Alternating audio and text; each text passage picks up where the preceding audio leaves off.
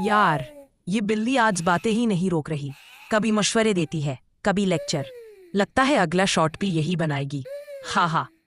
और ये रही हमारी स्मार्ट बिल्ली जो इंसानों को सिखा रही है कि जिंदगी ऐसे जीनी है। देखो इसका अंदाज, किटी का एटीट्यूड अलग लेवल। मैं सुकून से खाना खा रहा था और ये बिल्ली ऐसे देख रही थी जैसे मैं इसका हक मार रहा हूँ। भाई, प्लेट मुझे ही वापस दे दो।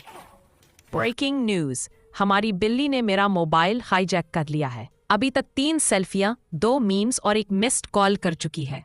ये बिल्ली खुद को अनम्यूट करके लाइव आ जाती है, कहती है मेरे बगैर वीडियो नामुमकिन। भाई, कंट्रोल कोई नहीं है इस पर। मैंने बस छोटी सी मिस्टेक की और ये बिल्ली हंसी की मशीन बन गई। लगता है इसे मेरा मजाक बनाना फुल टाइम जॉब लगता है।